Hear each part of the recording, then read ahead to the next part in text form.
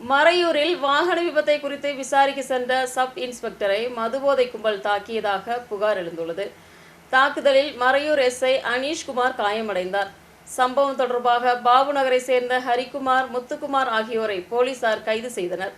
மறையூர் பாபு நகரில் காரும் பிக்கப் ஜீப்பும் இடித்ததில் விசாரணை செய்ய வந்த மறையூர் எஸ்ஐக்கு தாக்குதல். யூனிஃபார்மை கிழித்து மறையூர் எஸ்ஐ அனீஷ்குமாரை தான் தாக்கியது. சம்பவத்தின் பாகமாக பாபு நகரை சேர்ந்த ஹரிக்குமார், முத்துக்குமார் போன்றவர்களை காவலர்கள் கைது செய்தனர். முக்கிய குற்றவாளியான சந்தோஷ் என்ற நபர் சம்பவ இடத்திலிருந்து ஓடி தப்பித்தான். கடந்த தினம் மதியம் மறையூர் பாபு நகரில் தான் சம்பவம். தொடர்புடையிலிருந்து வந்த சுற்றுலா பயணிகளின் இன்னோவா காரும் இப்பகுதியை சேர்ந்த சந்தோஷின் பிக்கப் ஜீப்பும் இடித்துள்ளது. விபத்தை தொடர்ந்து இரண்டு பிரிவினருக்கும் இடையே வாக்குவாதம் ஏற்பட்டது. தகவல் அறிந்து எஸ்ஐ அனீஷ்குமார் தலைமையில் உள்ள காவல் அதிகாரிகள் சம்பவ இடத்திற்கு சென்றனர். காவலர்கள் விசாரணை நடத்துவதற்கிடையே கோபமடைந்த சந்தோஷ் எஸ்ஐயின் யூனிஃபார்மை இழுத்து கிழித்துள்ளார். தொடர்ந்து முகத்தில் தாக்கியுள்ளார். இந்த நேரத்தில் சந்தோஷுடன் இருந்த ஹரிக்குமாரும் முத்துக்குமாரும் சேர்ந்து எஸ்ஐயை தாக்கியுள்ளனர். தாக்குதல் நடத்திய 3 பேரும் மதுபானம் அருந்திருந்ததாக காவலர்கள் தெரிவித்தனர். தலைமறைவாக உள்ள முக்கிய குற்றவாளி சந்தோஷைக்காக காவலர்கள் தேடுதலை தொடங்கியுள்ளனர். கைது செய்யப்பட்ட ஹரிக்குமார், முத்துக்குமார் போன்றவர்களை தேவிகுளம் நீதிமன்றத்தில் ஆஜர் செய்தனர்.